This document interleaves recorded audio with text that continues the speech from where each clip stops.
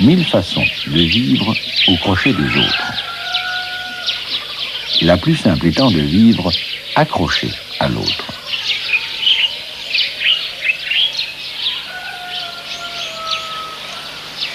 Le gui en est une illustration. Vivant sur un arbre perché, c'est à la fois un vampire et un extraterrestre. D'une fleur femelle fécondée naît une petite boule verte qui devient blanche en décembre. Le bébé du gui, enfermé dedans, ne sera prêt à naître qu'au milieu de l'hiver. Ce petit point vert, dans la boule, c'est lui. Il est enfermé dans une bonne dose de glu, chimiquement étudiée, comme il l'est lui-même, pour résister à l'estomac des oiseaux. C'est qu'il va devoir voyager. Voici justement un premier transporteur d'enfants, la fauvette à béret. Très français le béret. Et il est vrai qu'elle ne pense qu'à manger. Une chance pour le gui, à la baguette, elle préfère la boule. Mais voilà, elle a plus grands yeux que grands gosier. Ne pouvant avaler la graine, elle l'extirpe laborieusement, la colle à côté d'elle et mange le reste. À raison de 120 à 150 fois par jour, elle colle ainsi jusqu'à 15 000 graines de gui sur des branches en 3 mois d'hiver.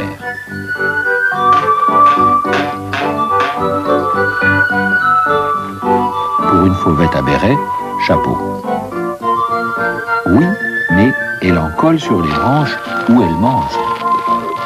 Si bien que le bébé gui se retrouvera avec papa, maman, ses frères et sœurs, toute la famille sur le même arbre, lequel finira par en mourir. Et tout le monde avec lui. Mauvais travail finalement que celui de la fauvette à béret.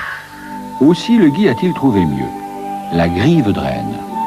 Elle au moins, elle avale tout. C'est là où ça sert d'être dans un conteneur qui résiste aux acides.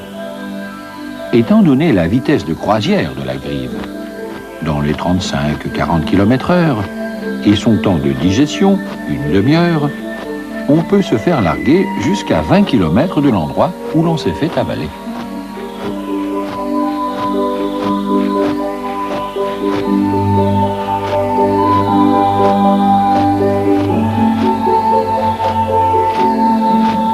Encore vaut-il mieux ne pas être largué en plein vol.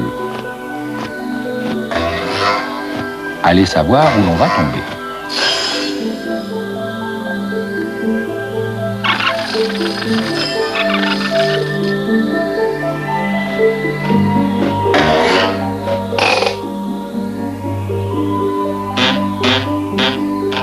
La grive, heureusement, est une vraie camionnette de livraison, avec des arrêts fréquents.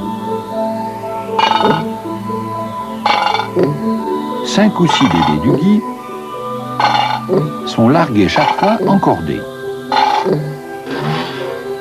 reliés par un filament de glu que la grive n'a pas digéré non plus, puisque le gui a pris bien soin de la rendre indigeste, elle aussi. De cette manière, les bébés ont un maximum de chances d'attraper une branche, le but étant que l'une des graines au moins ait sa chance.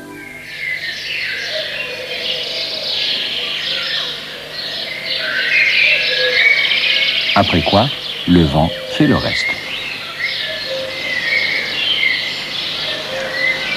Et peu importe que la graine soit collée sur le côté d'une branche, ou même dessous, le gui peut pousser dans toutes les positions. Véritable extraterrestre, il échappe à l'attraction de la Terre qui oblige toutes les autres plantes à diriger leurs tiges vers le haut et leurs racines vers le bas, ce qu'on appelle le géotropisme. Mais le bébé du gui n'en est pas encore là. Avant d'échapper au géotropisme, il lui faut échapper à la terrible mésange bleue, qui a de quoi lui inspirer une peur de la même couleur. C'est une acrobate qui se moque elle aussi de la pesanteur, capable de s'accrocher dans toutes les positions pour repérer les bébés du gui qu'elle adore. Eh bien quoi, direz-vous? On change d'avion et on repart. Hélas, non. La mésange bleue n'est pas là pour faire le charter, mais pour, littéralement, casser la graine. Grâce à un bec super renforcé, elle broie ce que la grive n'avait pas digéré. C'est là que les bébés du gui se font massacrer à peine arrivés.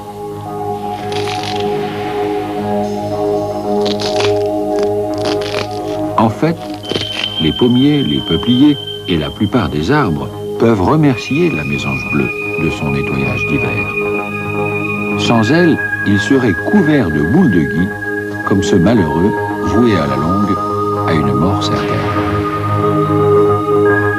Quant aux rescapés de la mésange bleue, voici que vers la fin du printemps, ils vont avoir un étrange sursaut. Comme s'ils pensaient, voyons, où en suis-je? Ah oui, c'est ça, me transformer en suçoir.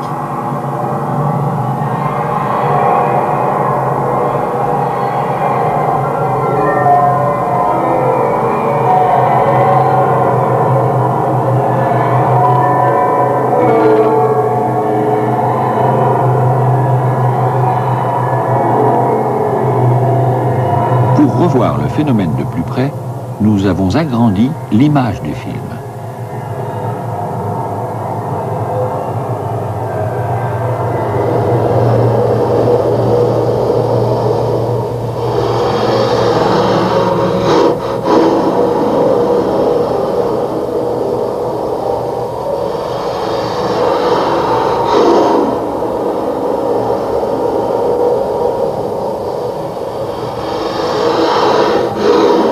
Voilà, le parasitage devrait pouvoir commencer. Eh bien non, semble-t-il. Durant tout l'été, l'automne et jusqu'au milieu de l'hiver, apparemment, rien ne se passe. En réalité, c'est là que commence une implacable guerre des cellules. Ayant réussi à consolider sa tête de pont, le bébé du gui a maintenant un objectif précis, atteindre sous l'écorce de l'arbre, l'énorme fleuve de sève brute qui coule dans le bois neuf. C'est là que le jeune gui commence à se servir de ses rations de combat, les provisions qui sont dans ses cotylédons. Il s'agit d'appliquer une tactique militaire bien connue, la pénétration en point.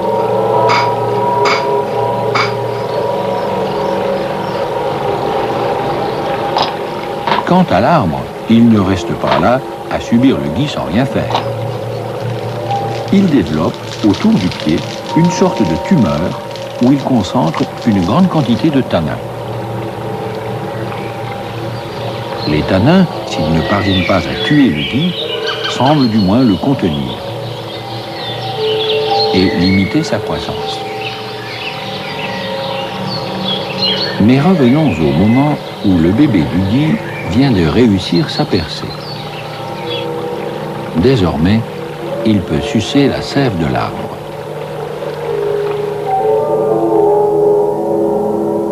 Mais il n'est pas tiré d'affaire pour autant. C'est que la branche grossit. Elle grossit par ce que l'on appelle le cambium, juste là où affleure le suçoir du gui. Or, ce cambium, chaque année, fabrique une couche de bois vivant qui mourra l'année suivante, ou parfois plus tard, ce qui fait que les cellules suceuses du gui, à la fin de chaque été, pourraient se retrouver dans du bois mort.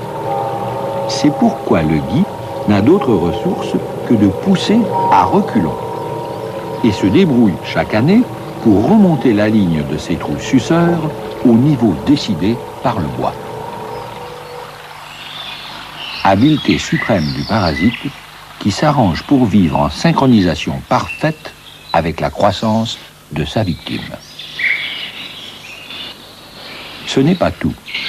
Voici que le gui allonge, sous l'écorce de l'arbre, des tentacules qui produisent d'autres suçoirs. De sorte que si vous coupez une boule de gui, le vampire renaîtra de ses tentacules un peu plus loin.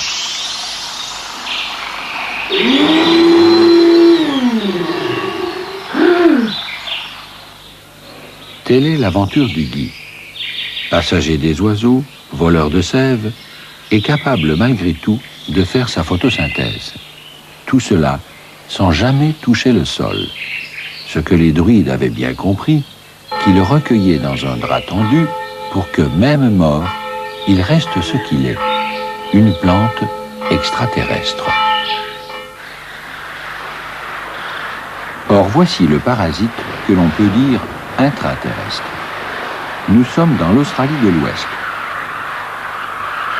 Des arbustes en buisson d'environ 3 mètres de hauteur. C'est en 1928 qu'on a découvert la plus inconcevable des fleurs. Une fleur enterrée, dont le haut de la corolle est tout juste au ras du sol.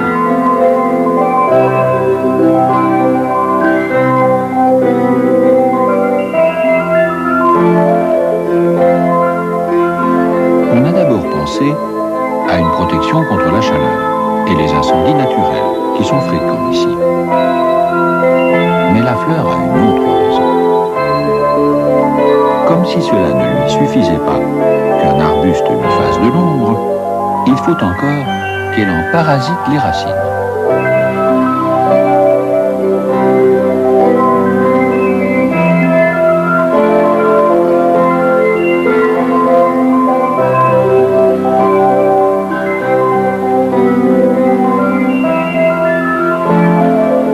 Et savez-vous le plus incroyable? C'est une orchidée.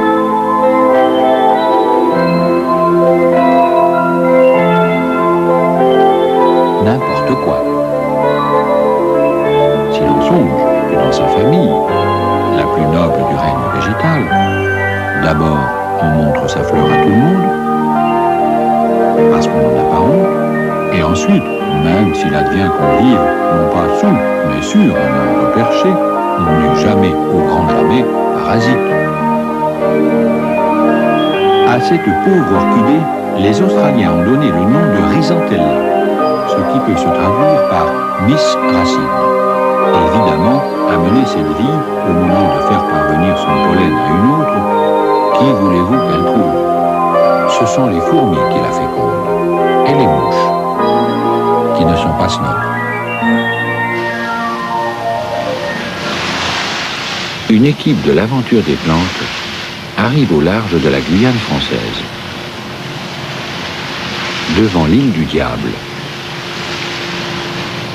But de la mission, filmer dans les ruines de ce qui fut le bagne de Cayenne, le dernier des étrangleurs.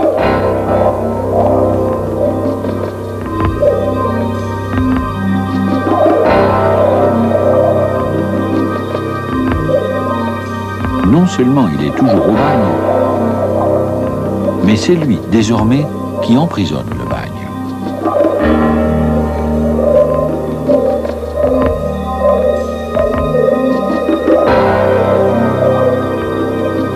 Le long des couloirs,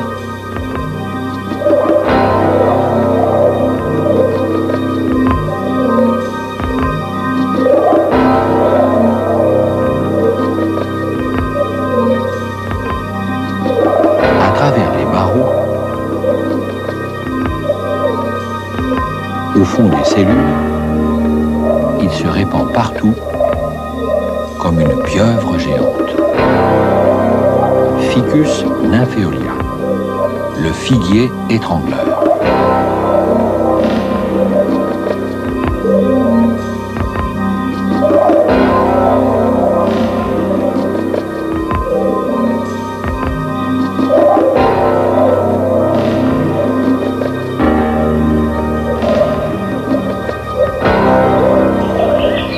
Comme le dit, au départ, il ne s'est pas poussé sur le sol.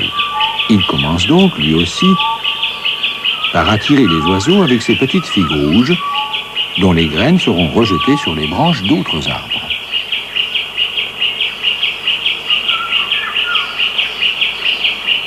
Mais le ficus ne prend pas, comme le gui, la sève de son hôte. Il fait pire. Il l'enveloppe tortueusement, tout en envoyant, mine de rien, des racines vers le sol.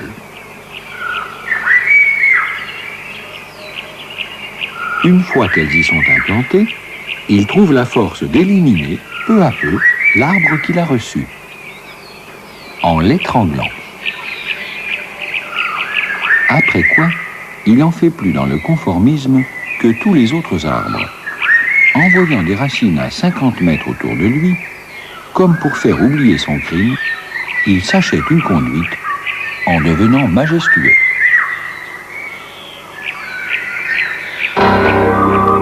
Minuit, l'heure du crime. Nos enquêteurs surprennent l'un des assassins. Il n'est pas revenu sur le lieu du crime. Il y est resté. C'est sa victime qui a disparu. Décomposée par les champignons depuis 50 ans. Il y a prescription, direz-vous. Mais il reste la preuve du crime. La forme exacte comme un moule du tronc de l'arbre qui fut étranglé.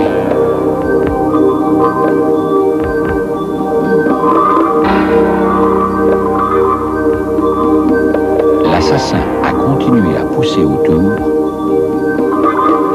catafalque vivant d'un mort qui n'est plus là.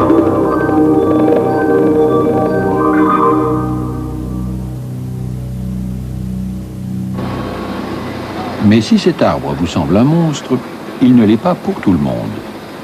Suivez-nous au Gabon.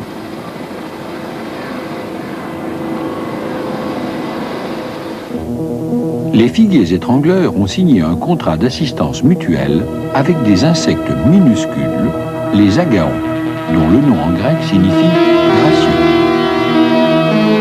Suivez bien, car c'est d'une incroyable sophistication. La figue de l'étrangleur est grosse comme une grosse groseille. C'est un mini-abri atomique, un bunker végétal où sont enfermées plus d'un millier de fleurs microscopiques. Il faut pourtant que ce harem échange du pollen avec celui d'un autre sérail fortifié. Par le seul trou minuscule communiquant avec l'extérieur, les fleurs enfermées envoient pendant 48 heures un message odorant qui n'attire que la femelle de l'insecte agréé. Le trou est ajusté à son corps, de telle sorte qu'elle est seule à pouvoir entrer. Et encore, en forçant.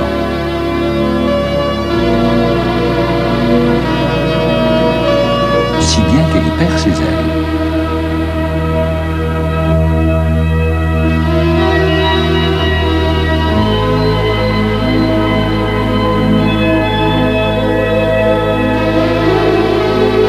La voici à l'intérieur de cette caverne d'Ali Baba, tapissée de 1100 fleurs femelles d'un dixième de millimètre de haut.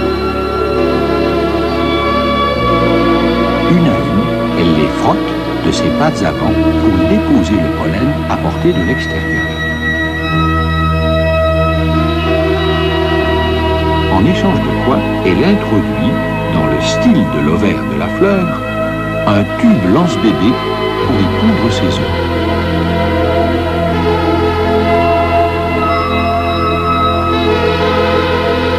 Le style, c'est l'antenne réceptrice de pollen qui surmonte l'ovaire. Mais voilà le coup de génie. Certains ovaires ont des styles courts, d'autres l'ont nettement plus long. Seuls les styles courts sont de la longueur exacte du tube lance-bébé de l'insecte. Il ne pond que dans cela.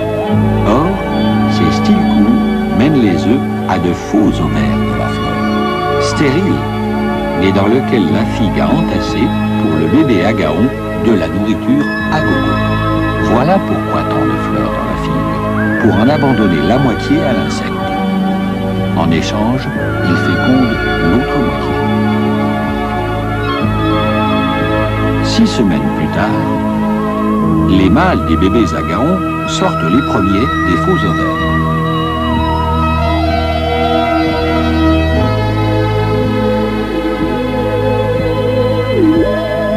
Aussitôt, ils fracturent les coffres où sont enfermées les femelles. Pour les délivrer, pensez-vous, minute, agaons. D'abord, ils leur font l'amour, profitant qu'elles sont encore coincées à la maison.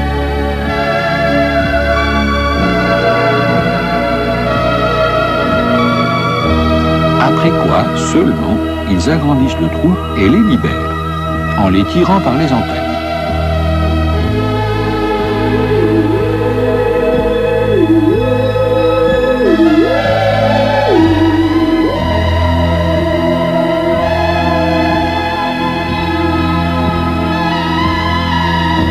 À peine libérées et enceintes, ces dames se précipitent pour ramasser le pollen de 80 mini-fleurs mâles dont la figue avait programmé la maturité pour ce jour-là.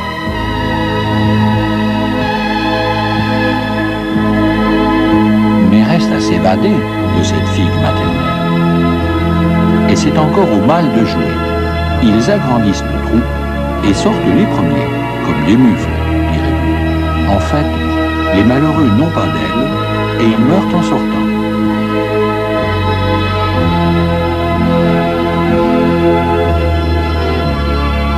N'ayant servi qu'à féconder et libérer les femmes, qui s'envolent joyeusement. Pour aller où? Dans une autre fleur, dont le message odorant les appelle déjà, où elles entreront en perdant leurs ailes et mourront après avoir pondu, comme maman. Tel est le casier judiciaire de ce figuier étrangleur, assassin des arbres avec la complicité amoureuse d'un insecte.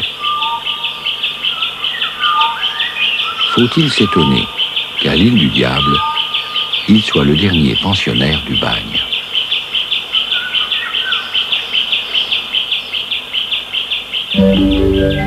Mais voici une autre façon, pour les plantes qui ne savent pas faire autrement, de vivre sur un arbre perché. Contrairement à ce qu'on pourrait croire, une liane a souvent le même âge que l'arbre qui lui sert de support. Pourtant, comme on dit, elle fait plus jeune. C'est que, pour parvenir à la même hauteur, ayant utilisé moins de matière, elle fait une économie d'énergie énorme. Certaines lianes sont capables de s'allonger, en s'entremêlant, jusqu'à plus de 200 mètres de longueur, ce qui en fait les êtres vivants les plus longs du monde.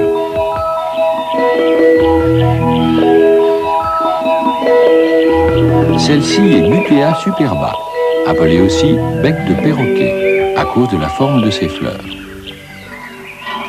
Et pour finir, voici la liane qu'on ne saurait recommander à Tarzan, la liane cactus. L'Hylocereus est un véritable cactus grimpant qui pousse dans les endroits semi-arides. Il part du sol pour grimper aux arbres, y prenant appui par des racines aériennes. Il fait d'énormes fleurs pouvant aller jusqu'à 40 cm de diamètre.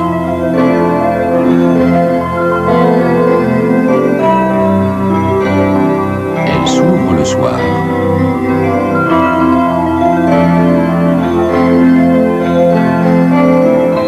Et meurt au matin.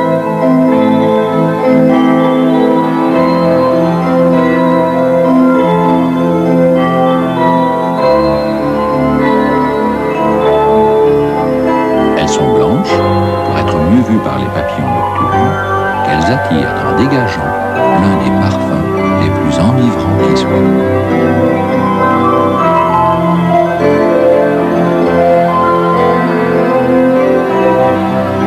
Ainsi donc, dans le monde végétal, rien n'est simple.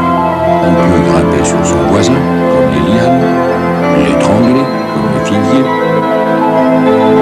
et en profiter pour faire les choses les plus étonnantes et les plus belles qui soient.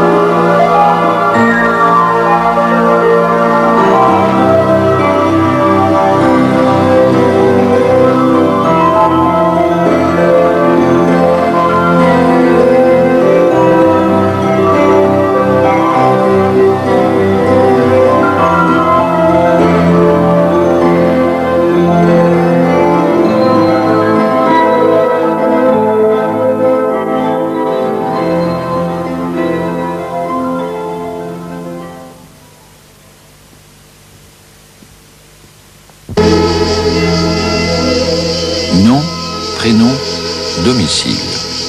Je m'appelle Centranthus Rubert, le 130 rouge, de la famille de la valériane. Je n'habite pas n'importe où, sur les talus de Tokyo, par exemple. Ou alors, à Monaco, sur les vieilles fortifications du palais princier. Ça n'a l'air de rien, mais pour une plante, c'est un terrain pauvre. Et comme voisine, je n'ai pas n'importe qui. Je m'appelle la linaire cymbalaire.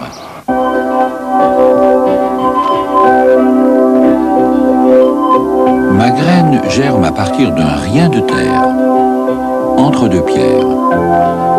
Ce n'est pas au pied du mur qu'on voit la linaire, c'est dans le mur. Les plantes des murailles sont une société pauvre et noble, très attachée à ses racines. Ainsi, l'asplenium et la pariétaire. Après la noblesse, voici le clergé. En France, on appelle parfois cette plante oreille d'abbé ou nombril de Vénus, en raison de la concavité et de l'onctuosité de ses feuilles.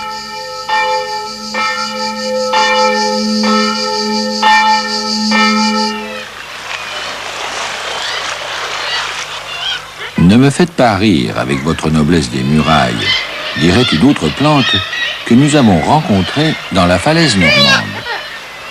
Je suis Brassica oleracea, l'ancêtre du chou. Et voyez où je vis, dans la chaux. Le pire est que la falaise est toujours en train de reculer, 1 demi-mètre chaque année. Chaque fois, je repars d'un débris de racines qui est resté coincé. Ce ne sont pas mes descendants, les choux gras, bourgeois et cultivés, qui tiendraient dans ces conditions. Toutes les plantes ne poussent donc pas n'importe où. Dis-moi où tu habites, je te dirai qui tu peux être. Moi, dirait celle-ci, je suis Loya. Je vis sur la dune. Et comme le vent, apportant du sable, la fait monter chaque année, plus elle monte, plus je dois monter. Et comme en faisant cela, je fixe le sable, plus je monte, plus monte la dune. Et dune. Ne me faites pas pleurer, dirait le carex. Moi, je pousse avant vous toutes, à la limite de la marée haute. Le sable est toujours en train de se dérober sous moi. Et résultat, je suis toujours en train de le recoudre avec mon rhizome. C'est ainsi que je fais, là où elle a des plages, un ourlet à l'Europe. Je l'empêche de s'effilocher. Et de deux. On n'en finirait pas de présenter ces plantes qui peuplent les bords de mer. La giroflée des sables, la camomille des sables, l'immortel, Echinophora spinosa, qui sent la carotte, le chien-dent des sables, le chardon panico. Mais à la carte de membres du syndicat des plagistes, il faut dans certains cas en ajouter une autre, celle de la Société des plantes du sel. Comme ici, en Camargue, les salicornes. Quant à la saladelle, il y a tellement de sel dans le sol des lagunes où elle pousse qu'elle est obligée de l'exsuder par les petits trous qu'elle a sur ses feuilles, ce qui lui fait comme des petits cristaux. Après l'enfer des terrains minéraux, voici l'excès inverse. Dans les tourbières de la Caroline du Nord, aux États-Unis, la Dionée manque de tout. De sels minéraux, d'azote. C'est sans doute pourquoi elle fabrique ce piège. dont la fermeture est commandée par le contact avec 3 épines sensibles sur le bord de la face supérieure.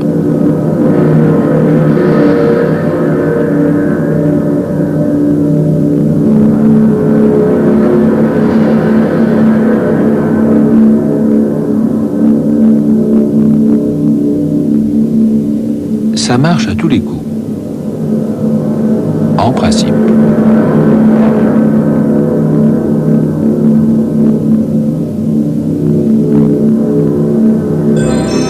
Voici des gouttes de rosée, des vraies. Et en voici des fausses. Ce sont celles du Drosera.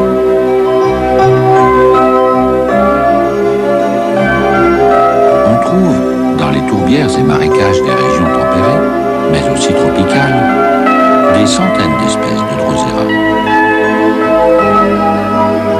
Tous font le coup de la rosée mortelle.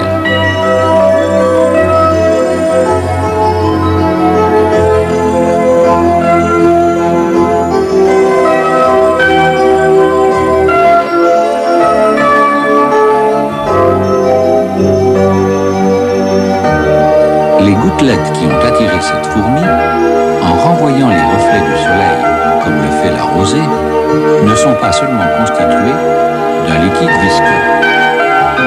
Elles contiennent aussi des sucs digestifs.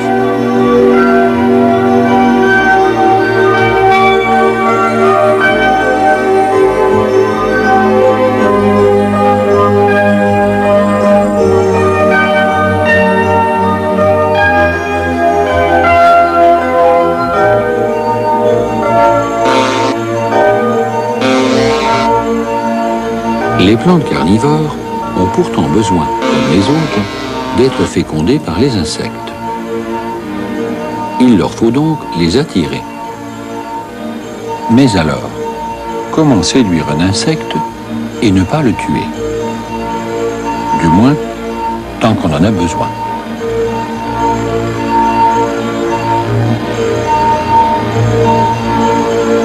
Eh bien, comme ceci.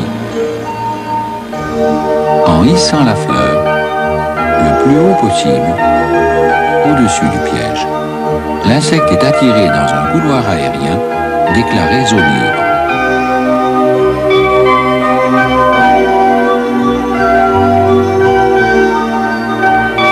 En haut, on sème.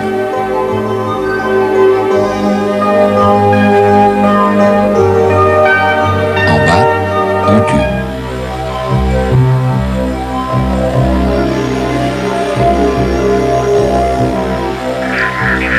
Autre terrain pauvre, un marais d'Amérique du Nord.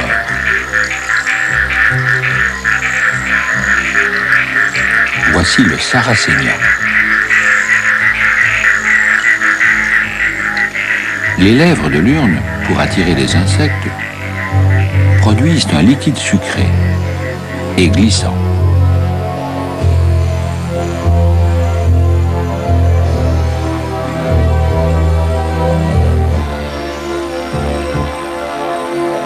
L'insecte dérape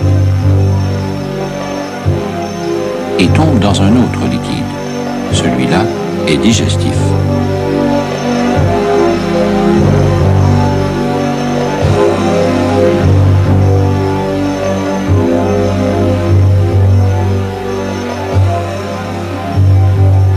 S'il essaie de remonter, il en est empêché par des poils raides dirigés vers le bas qui le retiennent comme un poisson dans une glace. Et voyez l'étrange, des larves de moustiques se sont adaptées pour vivre dans ce liquide sans être digérées.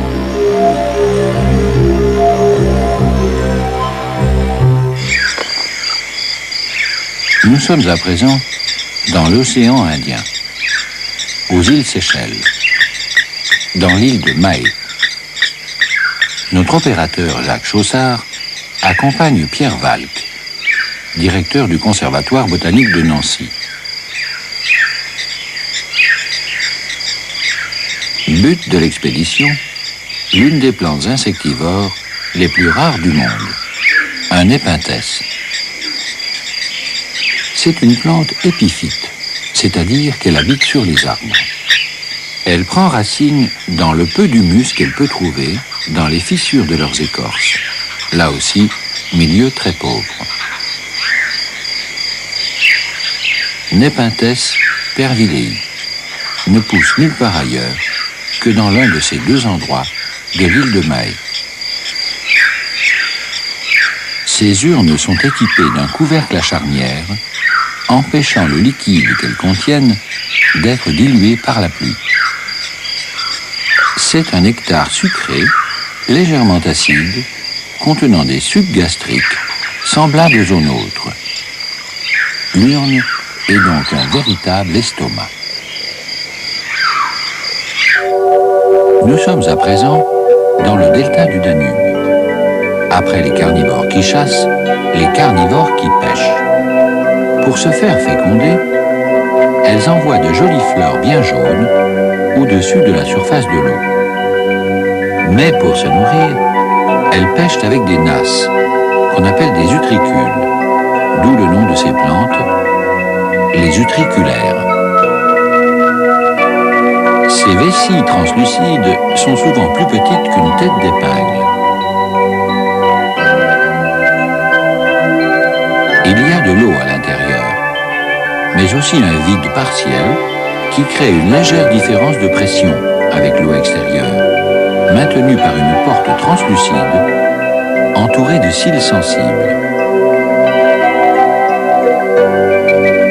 Dès qu'un animal touche l'un d'eux, la porte s'ouvre et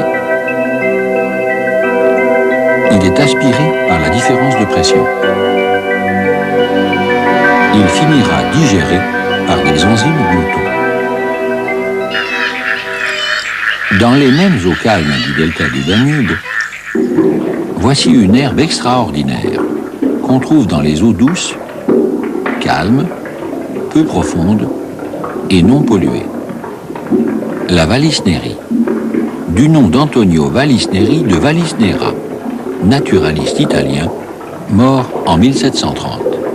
Voici Histoire d'eau, film aqua-techno-érotique dont la vedette est la Vallisnérie.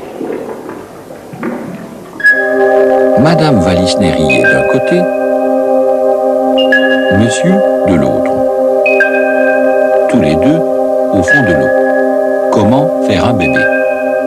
En s'envoyant à la surface. Madame Vallisnérie se débrouille pour y envoyer sa fleur femelle grâce à une tige hélicoïdale qu'elle détend comme un ressort.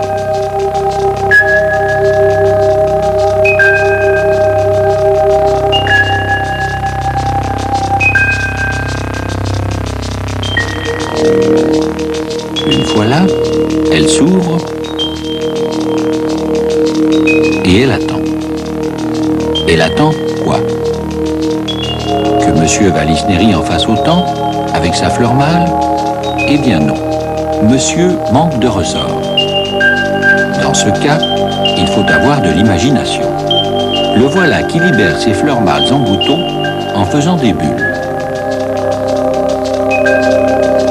Eh bien, direz-vous, c'est encore mieux. Oui, mais le temps d'arriver à la surface, les boutons mâles se font gober par les poissons.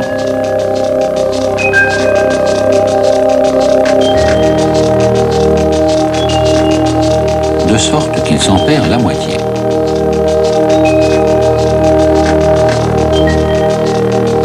Parvenus à l'air libre, les rescapés s'épanouissent.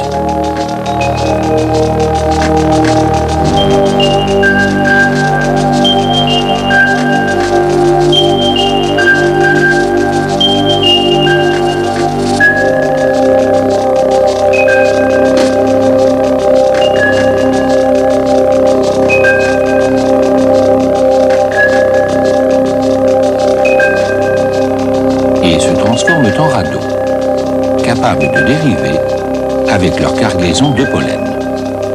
Celui-ci étant collant, les fleurs mâles finissent souvent par s'agglutiner au gré des légers courants pour former de petites armadas. Quand elles arrivent en vue de la fleur femelle, on se rend compte qu'elles sont minuscules par rapport à elle. Celle-ci reste à demi immergée, ce qui crée devant elle une légère dépression, amoureuse, mais surtout utile. Les fleurs mâles sont attirées par le creux et saisies par la fleur femelle qui est munie de grappins.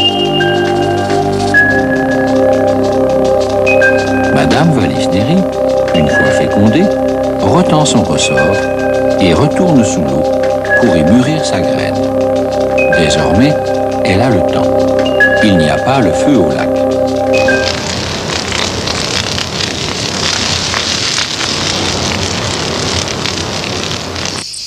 Après les plantes de l'eau, les plantes du feu. On les appelle pyrophytes. Elles profitent des incendies parce qu'elles en réparent les dégâts plus vite que les autres. En ayant des tiges souterraines, qu'on appelle des rhizomes, capables d'émettre chaque année de nouvelles racines et de nouvelles tiges aériennes. Ainsi, dans cette forêt de pins de la Côte d'Azur, ravagée par le feu l'année précédente, les saponaires ont tout envahi. On les appelle saponaires parce que leurs racines peuvent remplacer le savon.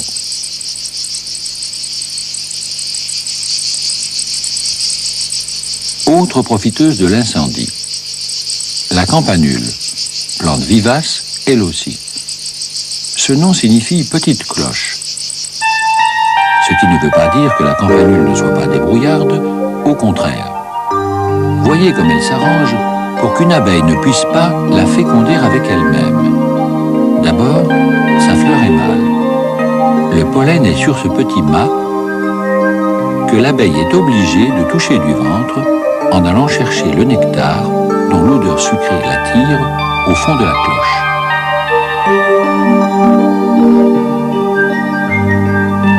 Le lendemain, la campanule écarte l'extrémité de son organe sexuel et de mâle devient femelle. Cette fois, l'abeille ne peut que déposer du pollen venant d'une autre campanule, ce qui est meilleur du point de vue génétique. C'est ainsi qu'entre cloches, on évite de dégénérer.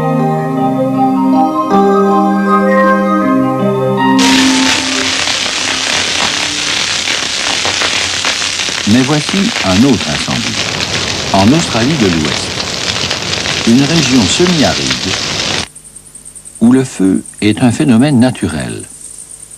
Il peut venir de l'orage, des rayons du soleil réfléchis par des cristaux. Bref, le feu est tellement intégré ici à l'ordre des choses que les animaux et les plantes s'y sont adaptés. Au point que les fruits de certains arbres de la famille de l'eucalyptus ont carrément besoin que le feu soit passé pour s'ouvrir et libérer leurs graines.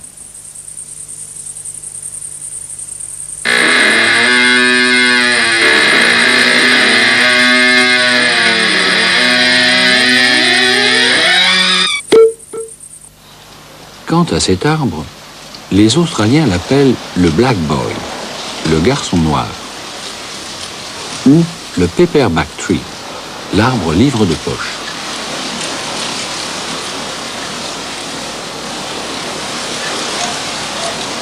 Il se fabrique une écorce en plusieurs couches successives, de sorte que celle du dessus brûle, mais se détache, ce qui protège les autres. Du coup, il garde ses feuilles vertes.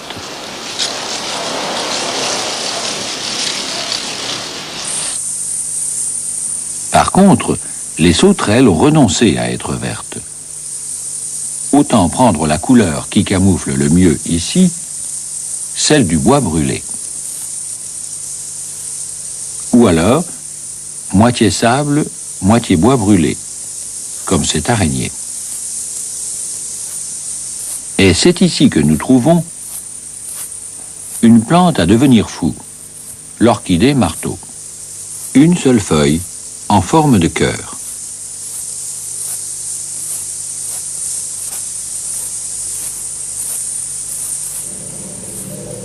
faut d'abord vous raconter l'histoire d'une guêpe, dont la femelle passe le plus clair de son temps sous terre. Pour cela, elle a dû abandonner ses ailes, gênantes pour creuser. Au moment des amours, elle sort de terre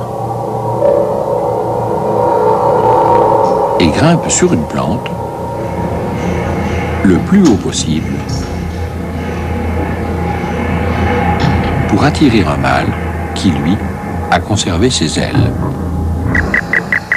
Arrivée en haut, elle émet un parfum aphrodisiaque et elle attend.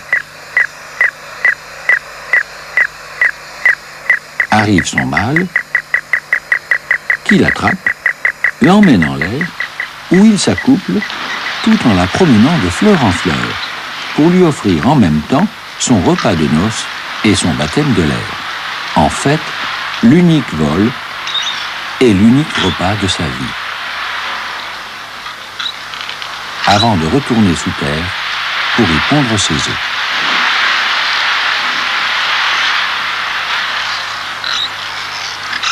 On la voit toute petite, sous le ventre du mâle.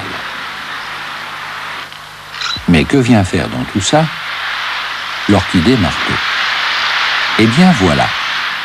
Ayant repéré ses amours de guêpe, elle a modifié ce fameux pétale séducteur de toutes les orchidées, le labelle, pour le faire ressembler à la femelle de la guêpe.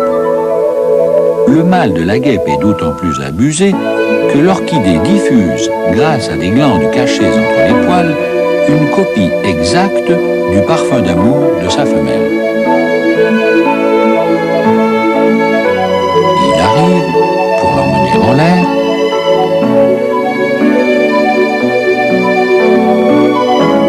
Tiens, qui c'est cette guêpe-là?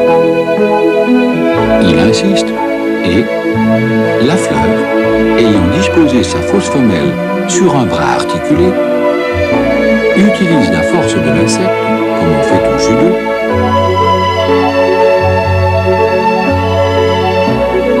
pour le projeter là où elle a disposé ses propres organes sexuels.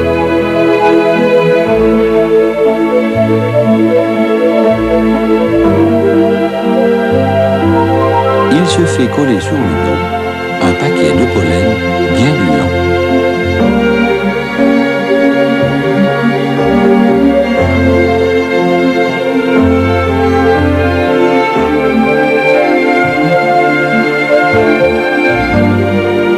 Et il l'emportera pour aller féconder une autre orchidée marteau.